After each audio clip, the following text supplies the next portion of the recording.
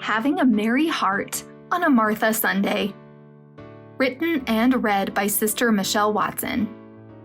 Have you ever felt like you're experiencing church Sunday after Sunday from the perspective of Martha, not Mary? You probably remember the story of Mary and Martha, but just in case, here it is. Luke 10 tells about a time when Jesus went to Mary and Martha's house.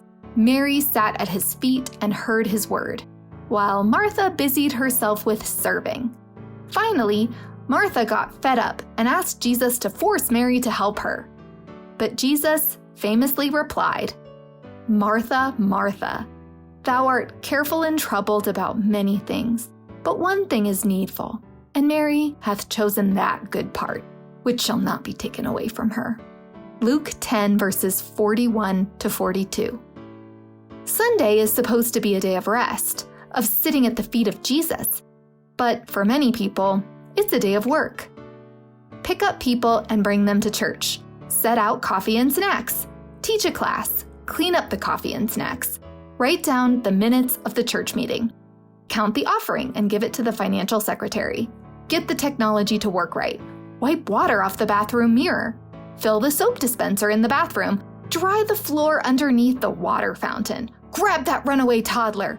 Change the batteries in the cordless microphone. Cook lunch for the congregation to eat after church. Clean up the lunch. Spot clean the coffee spills in the sanctuary.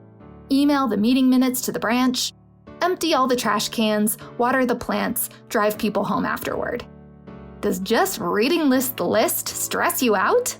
Some Sundays, we kick into Martha mode, and we let the whole day pass without experiencing anything remotely Mary-ish. This can be disheartening. When are we supposed to rest if Sunday requires so much work? We can't just let the work go undone. People must have coffee, and the live stream must be broadcast. For me, it's taken some time and more than a few crotchety prayers that resemble Martha's question, "Lord, dost thou not care?" But I've come to realize that I can have a merry heart while I'm performing those necessary Martha actions that Sunday requires of me. I can wash the potluck dishes with a merry heart. I can vacuum goldfish cracker crumbs with a merry heart. I can collect used tissues and half-empty water bottles with a merry heart. Or I can do it with a Martha-type chip on my shoulder. It's up to me. In many respects, my Sunday has little to do with the actions I'm performing and everything to do with the heart that I bring to the work.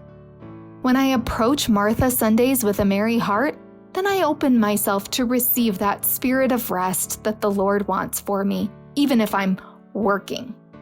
Instead of stressing and rushing to fulfill my responsibilities, I move through the day in peace, doing what I need to do, but in such a way that it's not draining. I know that my brothers and sisters are working alongside me, often harder than me. In the end, the more I give, the more I receive, and I go home with more than what I came with spiritually.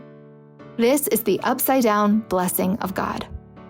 Like Martha, it's easy to feel a tad resentful when Sundays look too much like work and not enough like rest.